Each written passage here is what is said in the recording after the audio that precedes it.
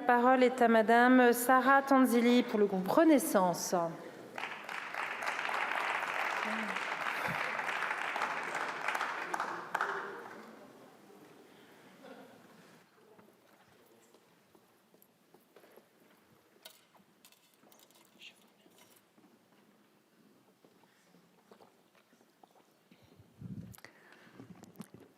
Madame la Présidente, Madame la Ministre, Monsieur le Garde des Sceaux, Monsieur le Président de la Commission des Lois, Monsieur le Rapporteur, Madame la Présidente de la Délégation aux droits des femmes, chers collègues.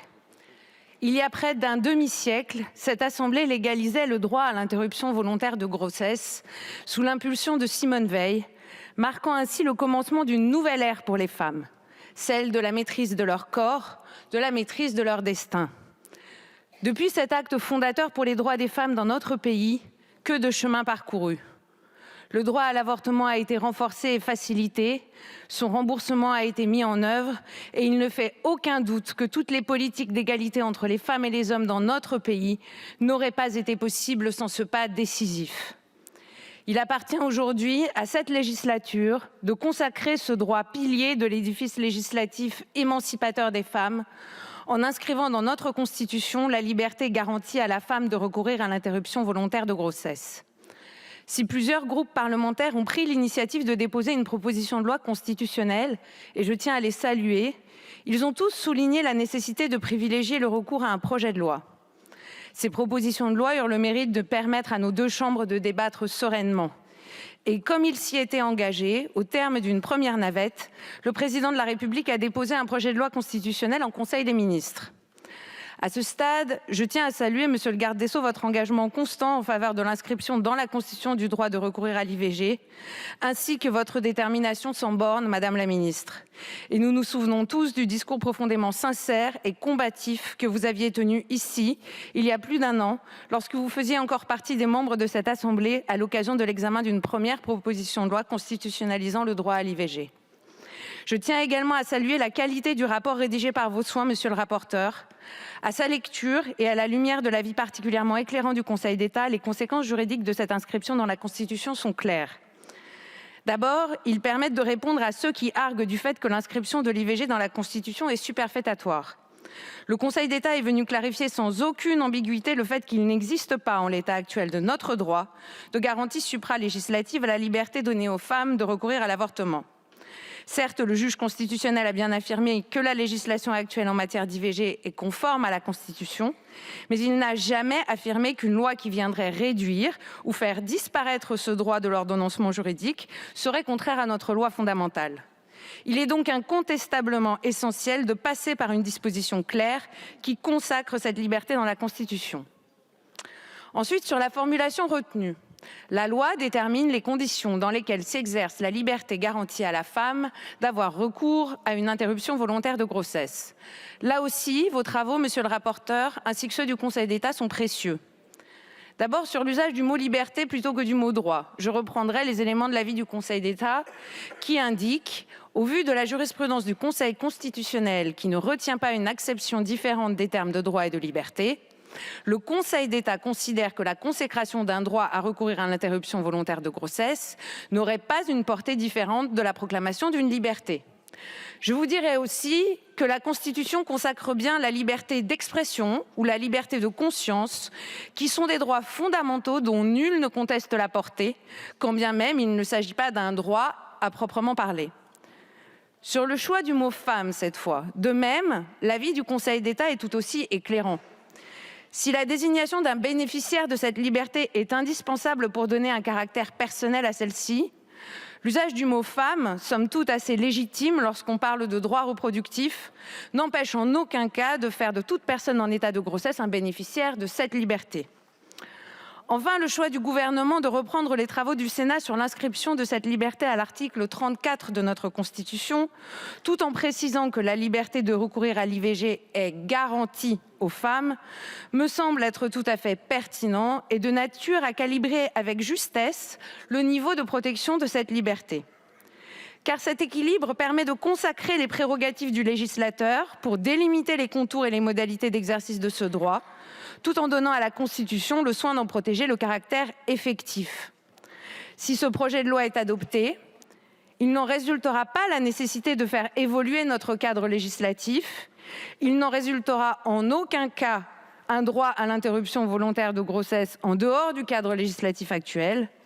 Il n'en résultera pas non plus une remise en cause d'autres droits et libertés, et en particulier de la liberté de conscience des médecins. Il ne sera en revanche pas possible pour un législateur réactionnaire d'interdire le droit à l'avortement ou de le limiter de manière excessive. Cette rédaction, fruit d'un premier échange entre les deux chambres de notre Parlement, est donc bien une rédaction de compromis, mais elle est surtout d'une redoutable efficacité. Permettre la mise en place d'un bouclier protecteur non régressif, empêcher tout retour en arrière qui viendrait priver d'effectivité le droit des femmes de recourir à l'IVG. Je peux comprendre que certains de nos collègues très engagés sur ce sujet soient tentés de vouloir améliorer la rédaction proposée. Mais je voudrais leur répondre que les deux chambres ont déjà eu l'occasion d'exprimer leur volonté, que le mieux est l'ennemi du bien, et qu'à partir du moment où le terme « garantie » a été ajouté à la formulation du Sénat, et ce terme est tout à fait fondamental, il ne fait aucun doute qu'elle offre un niveau de protection suffisant. Il nous faut donc en tirer les conclusions appropriées et voter ce texte sans modification, pour tendre la main à nos collègues sénateurs et parce que toute modification nous éloignerait de la perspective d'une constitutionnalisation. C'est ce que fera le groupe Renaissance, voter ce texte sans rien y ajouter, sans rien y retrancher. Juridiquement, la situation est claire. Politiquement, elle l'est aussi, malheureusement. Certains pensent qu'il ne s'agit que d'une mesure purement symbolique et qu'aucune menace ne pèse sur le droit à l'IVG. Je leur répondrai deux choses. La première, c'est que le bon moment pour inscrire une liberté dans notre loi fondamentale, c'est lorsque nous avons une majorité pour le faire. Après, il est trop tard. La seconde, c'est que non, il est faux de considérer que la menace est nulle. Parce que l'humilité impose de regarder avec lucidité ce qui se passe hors du territoire français et de constater que partout, les réactionnaires, lorsqu'ils arrivent au pouvoir, portent atteinte à ce droit, car il constitue un pilier essentiel de la capacité des femmes à maîtriser leur corps et leur destin. Il y a eu l'arrêt Dobbs aux États-Unis, qui nous rappelle qu'une tradition juridique bien ancrée peut être modifiée par une minorité très organisée. Mais ce n'est pas qu'une affaire américaine, comme on l'entend parfois. Au Portugal, les conservateurs ont limité les conditions d'accès à l'IVG. En Hongrie, ils ont quasiment fait disparaître ce droit. Et en Pologne, il a été pratiquement aboli dans les faits. Suppression totale, partielle, déremboursement, mesures vexatoires comme l'imposition d'un examen psychologique, de délai de réflexion ou obligation d'entendre au préalable les battements de cœur du fœtus. Partout, les adversaires de l'IVG multiplient les attaques contre ce droit, y compris en Europe. Que toutes les défenseurs du droit à l'avortement en Europe, qui militent parfois dans des conditions très difficiles, soient ici salués et encouragés. Leur combat est le nôtre. Parce qu'il faudrait être aveugle ou de mauvaise foi pour ne pas voir que la menace est réelle ici aussi en France. Non, les anti-IVG dans notre pays n'ont pas disparu. Ils pullulent sur les réseaux sociaux et sur Internet. Ils envoient des fœtus en plastique aux députés engagés sur cette question. 6 à 15 000 d'entre eux ont défilé dans nos rues la semaine dernière. Ils sont même parmi les rangs de notre Assemblée. Car n'oublions pas que si la stratégie de la cravate change l'apparence, elle ne change rien au fond. Oui, l'extrême droite est l'adversaire historique du droit des femmes en général et du droit à l'avortement en particulier. Marine Le Pen défendait il y a encore quelques années le déremboursement de l'IVG, considérant qu'il fallait lutter contre, je cite, les avortements de confort. En 2021, lorsque cette Assemblée allongeait le délai de 12 à 14 semaines, elle dénonçait une dérive idéologique. On attend d'ailleurs toujours sa condamnation de l'interdiction de l'avortement en Pologne par ses alliés du PiS. Je crois donc que nous pouvons... Je crois donc que nous pouvons avoir des doutes légitimes quant au fait que ce sont les idées du RN qui aient changé. Sa soif de pouvoir plutôt, qui pousse ses membres à dissimuler leurs croyances profondes derrière des cravates. Pourtant, c'est bien une élue RN qui avait qualifié en 2018 l'avortement de génocide de Français remplacé à tour de bras par les migrants. Et c'est au RN qu'un député a comparé en 2020 l'IVG à la Shoah, au génocide arménien et rwandais et aux crimes de Daesh. À ceux qui disent que cette constitutionnalisation ne sert à rien, je leur poserai cette question.